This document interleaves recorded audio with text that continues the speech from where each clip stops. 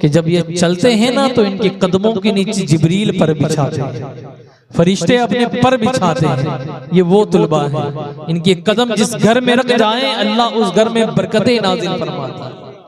ये वो तुलबा है, इनको ये मकाम ये मर्तबा किसी और से नहीं, हुजूर के इल्म की विरासत से मिला है। ये इल्म ऐसी चीज है जो फकीर को बादशाह बना देती है।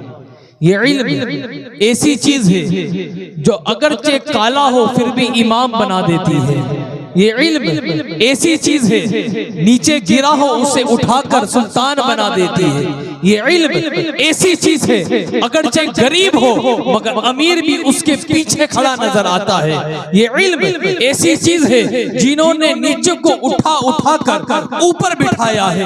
ये इल्म ऐसी चीज है, आप दुनिया जमानत के अंदर देखो, सबसे बड़े इमाम आजम अबू हनीफा, आप उनसे पूछें कि आपको ये मर्तबा कहां से मिला तो इमाम आजम भी फरमाएंगे मेरी क्या वक़ात थी, मेरी क्या हैसियत थी, मैंने तो इल्म को सीखा, हुजूर के उलूम को सीखा, आज मैं इमाम हूँ तो सिर्फ हुजूर के उलूम की बदौलत हूँ। इमाम मालिक से पूछे जाकर इमाम मालिक भी कहेंगे आज मेरी जो मकाम और मर्तबा है ये मेरी जात की वजह से नहीं है बल्कि मुस्तफा के उलूम की वजह से है। इमाम अहमद बिन हंबल से पूछे इमाम अहमद बिन हंबल क्या आपको ये मकाम और मर्तबा मिला है, कैसे मिला है, वो भी कहेंगे ये मेरी बदौलत नहीं है मुस्तफा के उलूम की बदौलत है। इमाम शाफई से पूछे जाकर इमाम शाफई आपको इमाम किसने बनाया है, वो कहेंगे मेरा तो हाल ये था कि पन्नों पर लिखने के लिए हदीसें लिखने के लिए कागज और पेन नहीं होते थे, आज इमाम बना हो तो मुस्तफा के इल्म की बदौलत बना हो। इमाम कस्तलानी से पूछे कि आपको इमाम किसने बनाया, वो कहेंगे नबी के उलूम में बनाया है। इमाम सोरवर्दी से पूछे कि आपको इमाम किसने बनाया,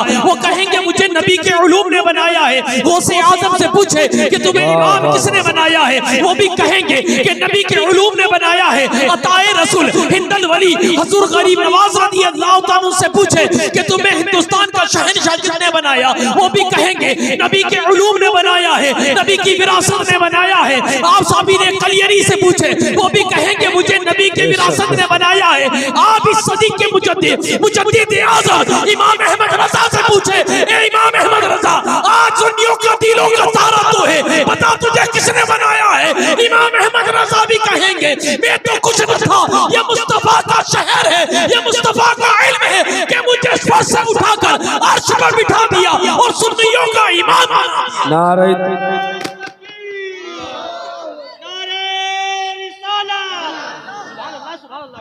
नारे तकबीर, नारे रिसालत, मसलके आला हजरत अज़मत मुस्तफ़ा सैयद अनवार अली साहिब क़िबला उदयपुर राजस्थान।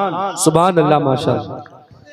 तो हर एक यही कहते जाएंगे अगर मुझे बनाया है तो नबी के इल्म ने बनाया है। सारे के सारे औलिया से पूछो, उलमा से पूछो, सब यही कहेंगे कि मुझे बनाया है तो नबी के उलूम ने बनाया है। अब इल्म से पूछते हैं ए इल्म ये तो बता कि तेने हर एक को जमीन से उठाकर अर्श में बिठाया है। ए जमीन ये तो बता कि तेने इल्म ये तो बता कि तेने किसी गरीब को भी तेने आला बनाया तो इल्म तूने बनाया है। ए इल्म तुझे रफ़त है किसने दी है, ए इल्म तुझे इज्जत है किसने दी है, इल्म इतनी बुलंदी तुझे किसने दी है कि जो जिसके सीने में तू जाता है तू उसे फर्श से उठाकर अर्श पे ले जाता है।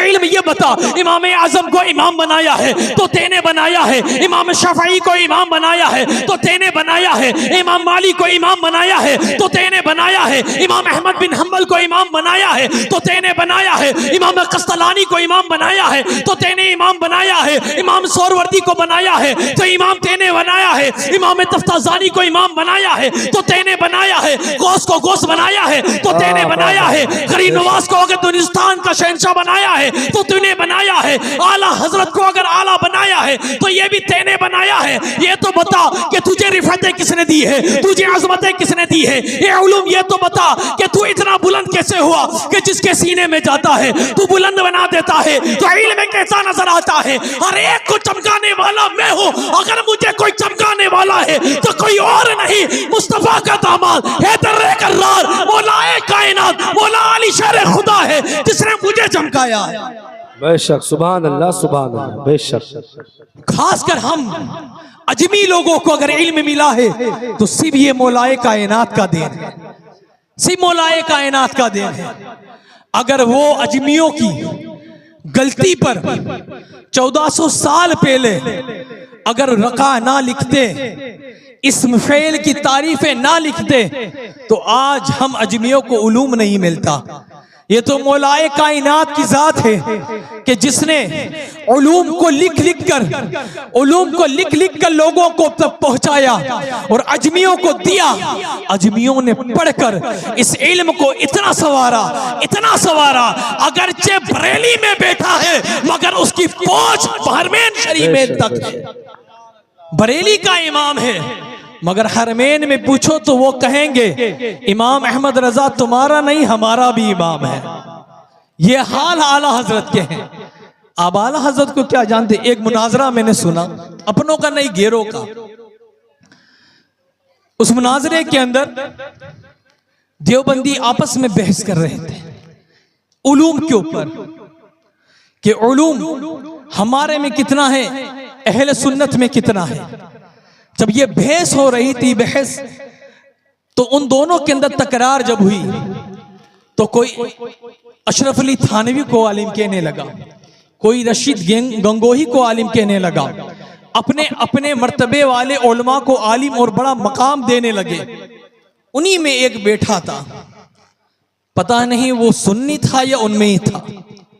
उसने कहा कि ये तो सब ठीक है मगर एक आलिम का मैं नाम ऐसा जानता हूं जिसके सामने इस दौर के सारे आलिम फीके हैं। उसने कहा कौन? उसने कहा कि आओ देखो, सबसे पहले हिंदुस्तान में फतवे की किताब लिखी गई, फतवाए आलमगीर। कितने उलमा ने लिखी? 500 से ज्यादा उलमा ने फतवाए आलमगीर लिखी, 500 से ज्यादा। और कई जिल्द नहीं, सिर्फ 10 से 12 जिल्द लिख पाए। उन्होंने कहा जब 500 उलमा मिलकर 10-12 जिल्द लिख पाए, अब चलो बरेली की जमीन पर इमाम अहमद रजा से पूछो, ए इमाम अहमद रजा तेरे साथ कितने उलमा थे? इमाम अहमद रजा कहेंगे कोई नहीं, मैं मुस्तफा का गुलाम अकेला था जिसने अपने कलम से फतवाए रिजविया की 20 जिल्द लिखकर बता दिया। तो वो कहने लगा दुनियाए जिंदगी में अगर कोई सबसे बड़ा मुहद्दिस, सबसे बड़ा मुफ्ती और सबसे बड़ा आलिम कोई है तो वो सुन्नियों का इमाम अहमद रजा है, और कोई नहीं, इमाम अहमद रजा है। दरूद पढ़े अल्लाहुम्मा सल्ली अलैहि।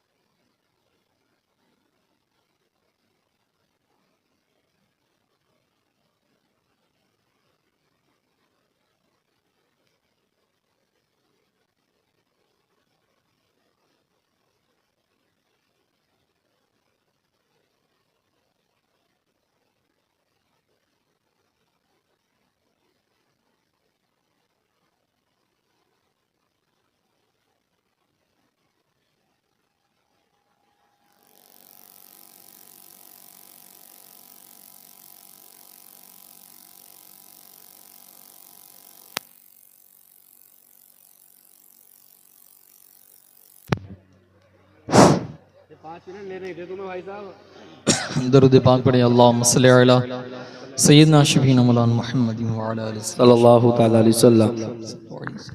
सलाम अलैका या रसूलल्लाह सल्लल्लाहु अलैहि वसल्लम।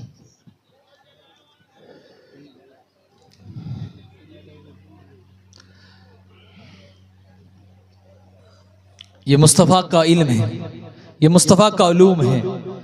जिस किसी को मयस्सर हुआ है वो फर्श से उठकर अर्श तक पहुंचा है। आप पूछे इमाम आज़म अबू हनीफा से कि आपकी ज़िंदगी किस तरह गुजरी है। आप पूछे इमाम आज़म से कि आप क्या थे, इल्म में आपको क्या बनाया। इमाम आज़म अबू हनीफा रज़ियल्लाहु तआला अन्हु फरमाते हैं कि मैं जब 5 साल का था, हमारा इमाम आज़म जिनकी हम तकलीद करते हैं, फरमाते हैं मैं 5 साल का था, मेरी वालिदा मेरे हाथ पकड़कर कभी इस मदरसे कभी उस मदरसों में घुमाया करती थी, कभी इधर पढ़ाया कभी उधर पढ़ाया। जब मेरी उम्र 7 से 9 साल के बरस के बीच में हुई तो मेरी वालिदा ने मुझे मिस्र भेजा पढ़ने के लिए। इमाम आज़म अबू हनीफा रहमतुल्लाह ताला अलैहि जब मिस्र पहुंचे, मिस्र पहुंचने के बाद जब इमाम आज़म ने उलूम को हासिल करने लगे, एक उस्ताद की दरसगाह में बैठने के बाद उस उस्ताद से इल्म हासिल करना शुरू किया। एक वक्त वो आया कि इमाम आज़म अबू हनीफा रहमतुल्लाह ताला अलैहि मदरसे के लिए जा रहे थे कि बीच में कुछ डाकू मिलते हैं। आपके जिस्म पर एक चादर थी, कितनी, एक चादर, वो भी उन्होंने छीन ली और फटे पुराने कपड़े इमाम आज़म को देकर वहां से भाग गए। इमाम आज़म अबू हनीफा वापिस जिस ज़ईफ़ा के घर में रहते थे उस ज़ईफ़ा के घर की तरफ लौट निकले और वहीं पर बैठ के रोने लगे।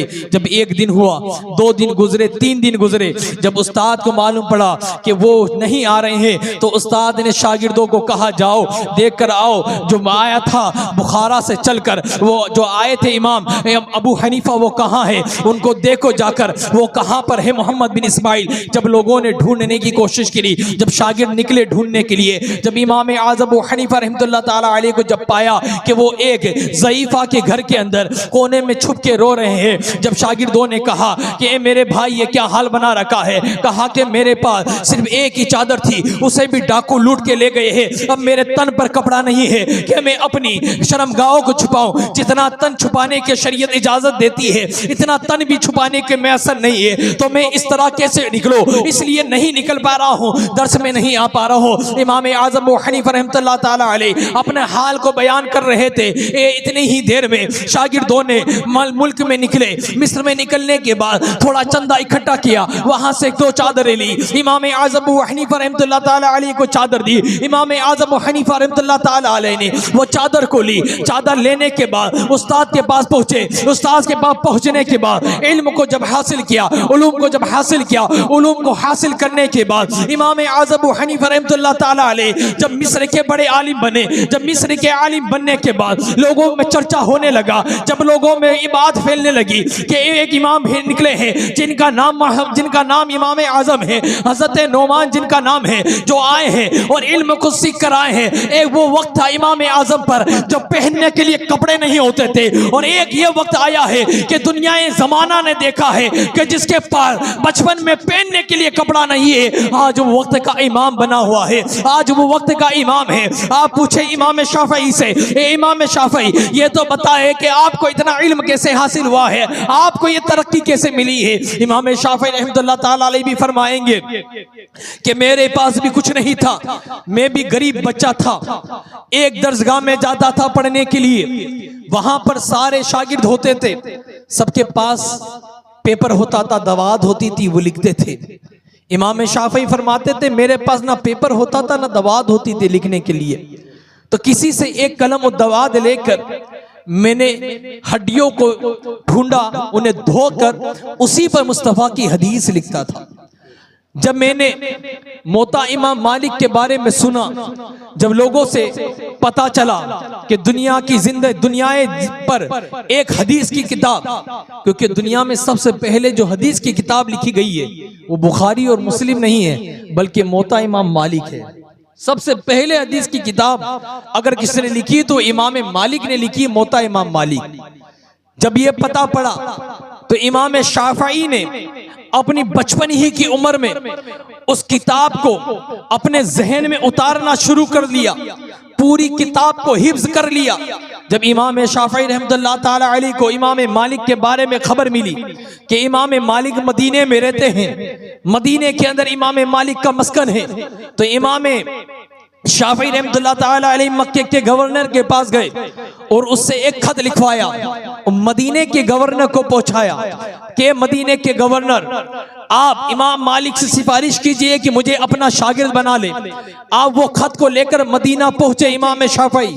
जब मदीने को पहुंचे, गवर्नर को वो खत दिखाया। अब गवर्नर खुद चलकर इमाम मालिक के दर पर गया। वो गवर्नर आज का जिसको सीएम कहा जाता है, एक सीएम किसी को मिलना पसंद नहीं करता।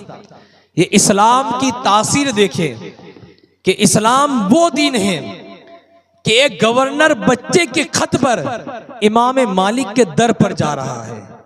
ये इस्लाम सिखाता है और ये किसी और की तालीम नहीं बल्कि इमाम अमीरुल मोमिनीन हजरत उमर फारूक आजम रदी अल्लाह तआला अन्हु की तालीम है। हजरत फारूक आजम ने ये तालीम सिखाई है, अगर बच्चा भी आए तो उसकी फरियाद को सुना जाए, अगर कोई बुजुर्ग भी आए तो उसकी फरियाद को सुना जाए। तो मदीने का गवर्नर उस पेपर को लेकर इमाम मालिक के दर पर गया, उस दस्तक दी, कहा कौन? कहा कि मदीने का गवर्नर आया है। इमाम मालिक ने अपने गुलाम को भेजा और कहा कि पूछो, कोई मसला हो तो लिख कर दे दूंगा, मुझे परेशान ना करे, मैं मुस्तफा का इल्म पढ़ रहा हूं, मैं मुस्तफा का इल्म पढ़ रहा हूं। जब ये बात कही तो गवर्नर ने कहा कि मैं अपने काम से नहीं आया हूं, एक बच्चे को लेकर आया हूं, मक्के के गवर्नर ने भेजा है। जब ये बात कही तो इमाम मालिक ने फिर गुलाम को भेजा और कहा, जाकर कहो गवर्नर से, अगर उसे भी कोई काम हो या कोई मसला या फतवा पूछना हो तो मुझे बता दे, मैं लिख कर दे दूंगा। जब ये बात इमाम शाफई ने सुनी तो इमाम शाफई ने कहा, ए गुलाम जाकर कह दो कि तुम्हारे दर पर कोई और नहीं, बनी हाशिम की औलाद आई है, हुजूर की औलाद आई है। इमामों में सिर्फ इमाम शाफई ऐसे हैं जो हुजूर की औलाद हैं, जो सैयदजादे हैं। जब ये कहा कि जाओ कह दो जाकर के कि हुजूर की औलाद आई है मिलने के लिए, जैसे ही गुलाम ने कहा इमाम मालिक से, कोई और नहीं मक्के से जो आए हैं, अपने आप को बनी हाशिम के खानदान से कहते हैं। जब इतना सुनता था कि इमाम मालिक खड़े होते हैं, खड़े होने के बाद फौरन अपने गेट के पास आते हैं।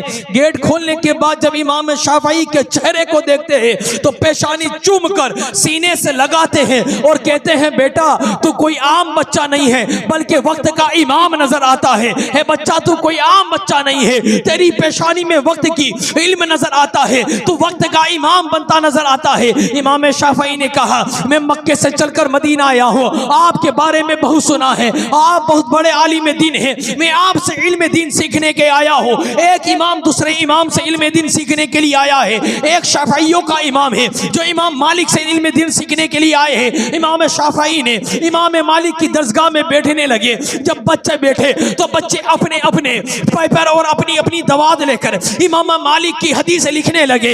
इमाम शाफई ने अपनी हड्डियां निकाली और उसको देखने लगे। इमाम शाफई ने जब कहा कि मेरे पास यही हड्डियां है, मैं इसी के ऊपर नबी की हदीस से लिखता हूँ। इमाम मालिक ने कहा कि ए फला शागिर्द तू खड़ा हो, तू मुस्तफा की हदीस से सुना। ए शागिर्द तू खड़ा हो, तू मुस्तफा की हदीस सुना। कोई 10 हदीस से सुनाता है, कोई 20 हदीस से सुनाता है, कोई 30 सुनाता है, कोई 40 सुनाता है। जब इमाम शाफई का नंबर आया तो इमाम मालिक कहते रहे, ए इमाम शाफई तुम अभी आए हो, अभी तुम्हें क्या हदीस याद होगी, तुम मुस्तफा के घराने वाले हो, अभी कुछ दिन ठहरो और इल्म को सीखो, उसके बाद तुमसे भी याद किया जाएगा। एक वो जमाना था कि लिखने को कागज नहीं था। जब ये बात हुई तो इमाम शाफई कहते हैं, ए इमाम मालिक तुम हदीस से पूछते चले जाओ, मैं हदीस से बयान करता चला जाऊंगा। इमाम मालिक हदीस से पूछते गए, इमाम शाफई हदीस बताते गए। जब ये बात और सिलसिला चलता रहा तो इमाम मालिक ने कहा, ए बेटा बता तुझे कितनी हदीस याद है? तो इमाम शाफई कहते हैं जो मौत आपने लिखी है इस गुलाम को पूरी की पूरी मौत हिफ्ज़ है।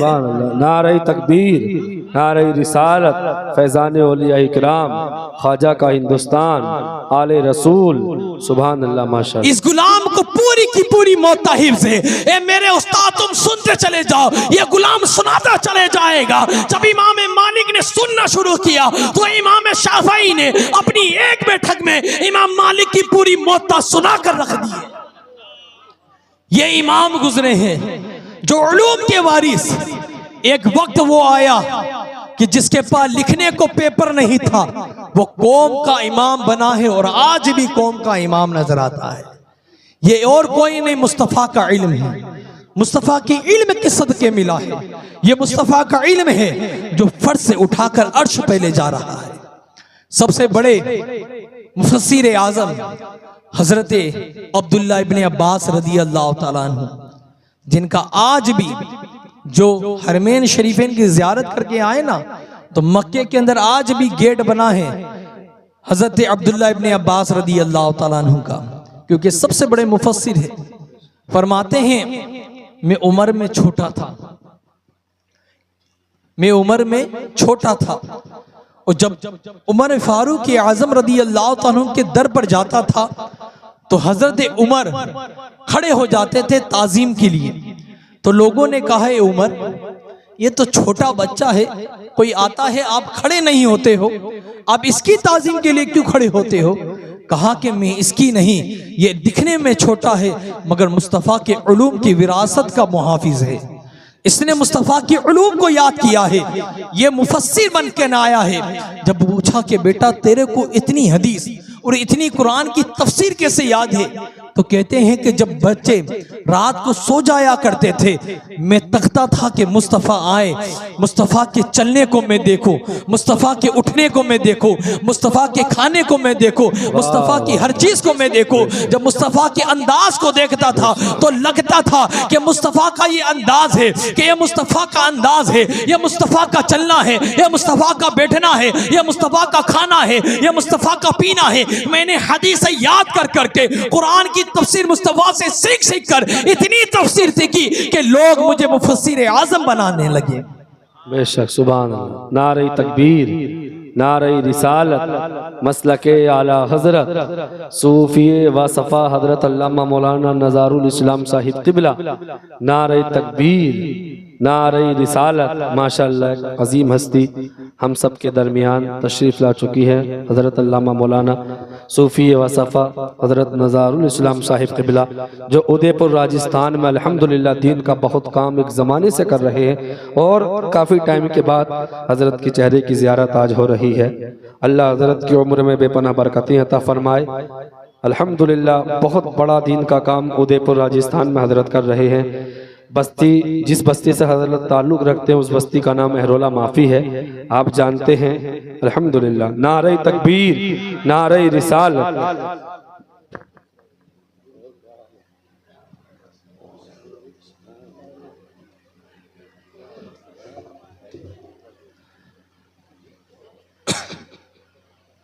अब आपके सामने पीरे तरीक़त रहबर शरीयत हामी दीन व मिल्लत हज़रत अल्लामा मौलाना खलीफाए सरकारी कलाम दुआए मस्तान बाबा दुआए मुफ्ती आज़म राजस्थान हज़रत अल्लामा मौलाना हफ़ीज़ नज़ारुल इस्लाम साहब क़िबला तशरीफ़ ला चुके हैं। आप इनके चेहरे की ज़ियारत भी करते चले जाएं और मुझसे मुस्तफ़ा का इल्म भी सीखते चले जाएं। आज उदयपुर के अंदर अगर सबसे बड़ा इदारा कायम किया है तो वो हज़रत ही ने कायम किया है। मैं भी इन्हीं के मदरसे से पढ़कर इन्हीं के मदरसे में पढ़ा रहा हूँ, इन्हीं का फूल हूँ जो खिला हूँ और महक रहा हूँ। ये सारी खुशबू इन्हीं की बदौलत है और ये भी हमसे ये खुशबू इनसे हम तक पहुँची, अब हमसे ये खुशबू इन तक पहुँची है और आगे भी ये खुशबू पहुँचती चली जाएगी इंशाअल्लाह। अल्लाह हज़रत की ज़िंदगी में बरकतें अता फरमाए, इनकी ज़िंदगी को अल्लाह लंबी करे और इनसे दीन का काम अल्लाह लेता रहे।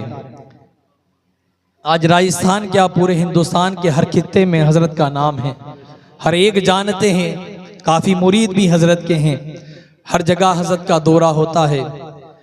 आप भी जानते हैं, आपके इलाके के ही हजरत, मैं तो क्या तारुफ कराऊं, मगर राजस्थान में जिस तरह हजरत का बोल बोला है, शाहिदी मुफ्ती राजस्थान के बाद हजरत का है, जिसका किसी का ना होगा। ये सिर्फ और कुछ नहीं, सिर्फ नबी के इल्म की विरासत की बदौलत है। ये भी अगर नबी का इल्म नहीं होता तो ये भी यहाँ नहीं होता। ये मुस्तफ़ा का इल्म सीने में लेकर बैठे हैं, इसीलिए अहरुल्लाह से उठा के उदयपुर का बादशाह बना दिया है, सिर्फ इल्म की बदौलत। ये इल्म है जो हर एक कली को फूल बना देता है, हर एक कली को फूल बना देता है। जब उस फूल की खुशबू महकती है तो जिस तक पहुंचती है उसको भी महका देता है। ये इल्म है। आइए लास्ट बात मैं अपनी पूरी करता हूं, क्योंकि हजरत भी आ चुके हैं। अपनी लास्ट बात पूरी करने के बाद मैं आपके सामने से रुखसत होता हूं। ये मुस्तफ़ा का इल्म है जो हर एक को उठाकर जमीन से फर्श तक पहुंचाता है। एक इमाम का वाकिया सुनाता हूं, जिसको दुनिया इमाम तफ्ताज़ानी के नाम से पहचानती है। इमाम तफ्ताज़ानी रहमतुल्लाह ताला अलैह जब इल्म सीखने के लिए मदरसे में पहुंचे तो आप एकदम कुन जहन थे। जिनका जहन बहुत कमजोर होता है ना, उस जहन के थे। इमाम राजी रहमतुल्लाह ताला अलैह जब की दरसगाह लगती थी तो इमाम तफ्ताज़ानी भी वहीं बैठे होते थे। तो इमाम राजी रहमतुल्लाह ताला अलैह जब इल्म पढ़ाने लगते थे तो बच्चे समझते थे तो तफ्ताज़ानी के ऊपर से गुजरता था, आप इल्म नहीं सीखते थे। जब इल्म उलूम का सुनाने का मौका आता, सब सुनाते, तफ्ताज़ानी को याद ही नहीं होता था। तो उस्ताजों का ये रहा है शेवा के जो सबसे ज्यादा कमजोर होता है ना, उससे बुरा भला भी कहा जाता है। इसलिए कि सीने में जब तकलीफ होगी ना तो मेहनत ज्यादा करेगा। उसकी जात को नीचा करने के लिए नहीं, बल्कि उसको मेहनत करने के लिए कहा जाता है। जब कोई भी बात होती, मिसाल दी जाती कुल जहन की, तो इमाम तफ्ताज़ानी के बारे में देखो, तफ्ताज़ानी को ये भी कुल जहन है, ये भी कुल जहन है, मगर इमाम तफ्ताज़ानी ने इल्म को अपने हाथ से नहीं जाने दिया। रात भर रोते रहे, मुस्तफ़ा की बारगाह में दुआ करते रहे, अल्लाह की बारगाह में हाथ उठा के मुस्तफ़ा का वसीला लेकर दुआ करते रहे, या अल्लाह मेरे जहन को कुशादगी अता फरमा, या अल्लाह मेरे जहन में मुस्तफ़ा का इल्म अता फरमा, मेरे दिल को मुस्तफ़ा का मदीना बना दे। रात रात को रोते रहे। जब वापिस सुबह इल्म के लिए जाते तो वही हाल रहता था। इमाम तफ्ताज़ानी रहमतुल्लाह ताला अलैह बहुत ज्यादा परेशान जब हो गए। एक दिन था, असर का वक्त था कि असर के वक्त में अक्सर बच्चे खेलने के लिए जाते हैं। तो इमाम तफ्ताज़ानी के जितने दोस्त सब खेलने के लिए गए। इमाम तफ्ताज़ानी अपने हुजरे में बैठे हैं। हुजरे में बैठने के बाद मुस्तफ़ा का इल्म पढ़ रहे हैं। दस्तक दी किसने, आके तफ्ताज़ानी बाहर कहा, कौन है? जाओ, मुझे मुस्तफ़ा का इल्म सीखना है, मेरे पास वक्त नहीं है, तुम जाओ। कहा कि तफ्ताज़ानी ये तो खेलने का वक्त है, आओ भाग। कहा कि मैं खेलने के लिए नहीं पैदा हुआ हूँ, मैं मुस्तफ़ा के इल्म के लिए पैदा हुआ हूँ, तुम जाओ, मुझे मुस्तफ़ा का इल्म सीखना है। फिर दस्तक हुई। जब दस्तक हुई तो दस्तक देने के बाद फिर कहा कि तफ्ताज़ानी आओ चलो चलते हैं। तफ्ताज़ानी ने कहा मैंने, जाओ तुम, मैं खेलने के लिए नहीं पैदा हूँ, मैं मुस्तफ़ा के दीन के लिए पैदा हुआ हूँ, मैं इल्म सीखने के लिए पैदा हूँ। जब तफ्ताज़ानी रहमतुल्लाह ताला अलैह जब रोते रहे अल्लाह की बारगाह में, मुस्तफ़ा को याद करते रहे, ए परवरदिगार आलम, तेरे हबीब का सदका अता फरमा, तेरे हबीब की आल औलाद का सदका अता फरमा, मेरे जहन को कुशादगी अता फरमा। तेरे महबूब का इल्म सीखता हूँ मगर मेरे जहन में नहीं बैठता है, मेरे दिल और दिमाग में नहीं बसता है। या अल्लाह मेरे जहन को कुशादगी अता फरमा, या अल्लाह मेरे जहन को कुशादगी अता फरमा। ए परवरदिगार आलम, मेरे जहन को बुलंदी अता फरमा। इतनी दुआएं कर रहे थे कि फिर दस्तक होती है।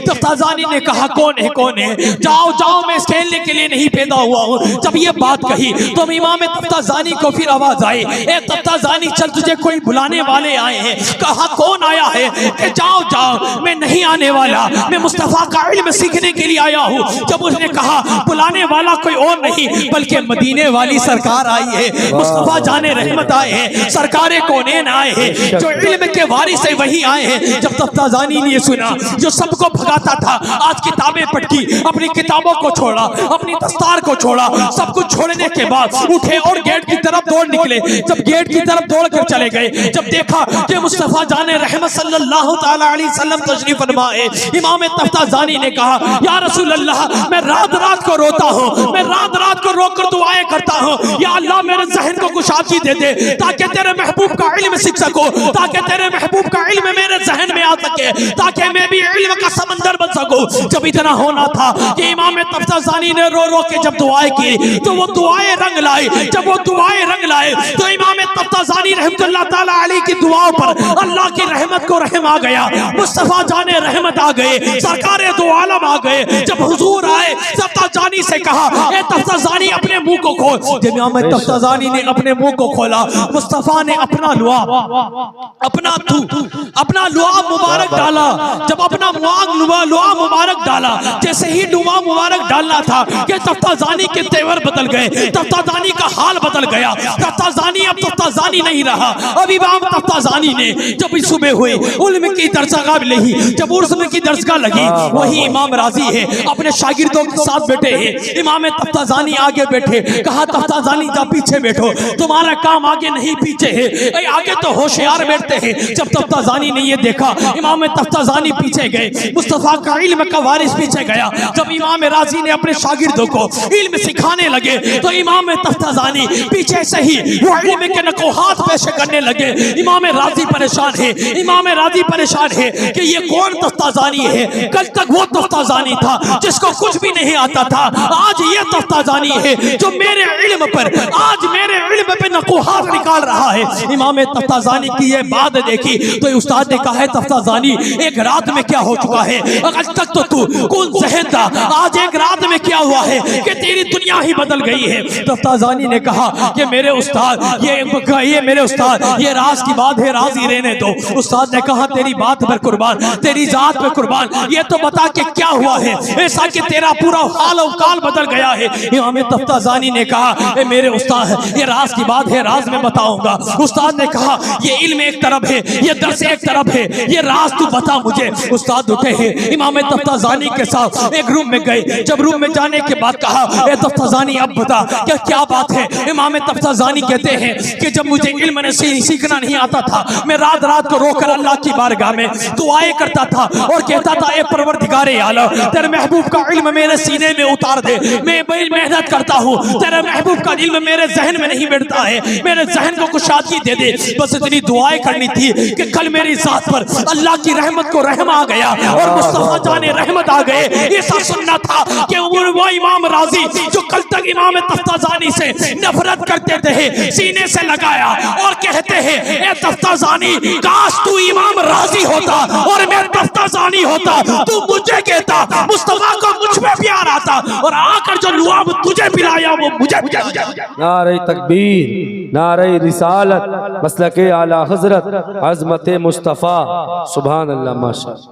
जब ये कहा ए तफ्ताजानी तेरी तो जात ही बदल गई, ए तफ्ताजानी तेरा तो किरदार बदल गया, ए तफ्ताजानी काश मैं भी कुंज़न होता और मुझ में भी मुस्तफा को प्यार आ जाता। जब इतनी बात चल रही थी तो तफ्ताजानी कहते हैं कि ये मेरी कोई हैसियत नहीं है, मेरा कोई वकार नहीं है, ये सिर्फ मुस्तफा के उलूम की विरासत है। आपने डांटा, आपने फटकारा, मगर मैं गया नहीं। मेरे दिल में थी कि जब तक मुस्तफा का उलूम नहीं सीखूंगा तब तक नहीं छोड़ूंगा, तब तक इल्म को नहीं छोड़ूंगा।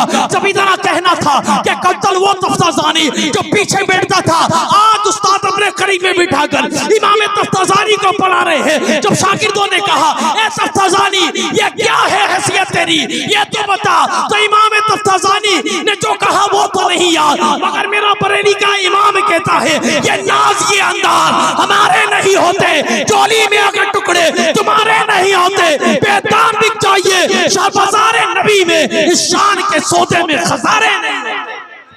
वाह वाह वाह, इस शान के सौदे में खसारे नहीं होते।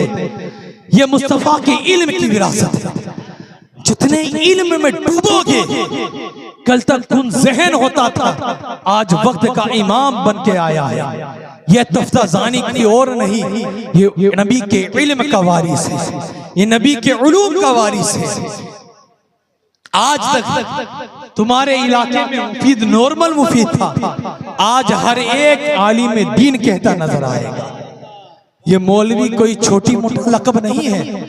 आज इमाम हम क्या देखते हैं कि डॉक्टर को बड़े ऊपर नजरिए से देखते हैं, इंजीनियर को बड़ी इज्जत से देखते हैं, मौलवी कहते तो मौलवी है, ये तो सिर्फ मौलवी है। जब आप मौलवियों की जब मेहनत को देखोगे ना, रात दिन पढ़ पढ़ कर, जब नहब और सर्फ को रट कर जब ये इल्म हासिल करते हैं ना, जितना डॉक्टर नहीं पढ़ता है, जितना ये आलिम दिन रात को पढ़ पढ़ कर किताबें याद कर करके नबी के दीन का उलूम का वारिस बनकर आता है। ये 8 साल यूं ही नहीं रहते, ये 8 साल तक रात को दिन बना देते हैं, जब जाके नबी के इल्म का वारिस बनता है। ये इल्म की फजीलत है। आज ये एक आलिम दिन बना है, तुम्हारी बस्ती पे रहमत होगी बरसात लाया है।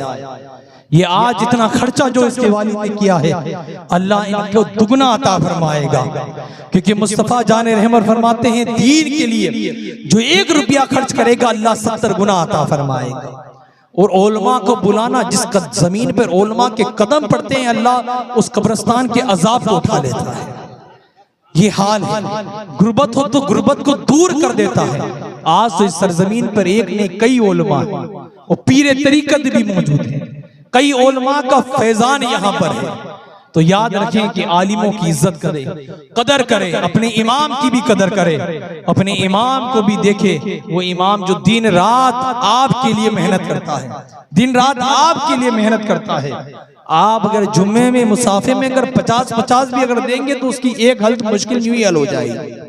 आप इमामों की भी मदद करें, हर हाल में आलिम दीन की मदद करें। और मेरा आखिरी एक पैगाम है, अपने दिलों में बिठा लीजिए ये बात, क्योंकि यूपी के अंदर अक्सर ये माहौल देखा है मैंने कि जहां भी कोई मेहमान आता है तो हमारे यहाँ ठंडा लाया जाता है।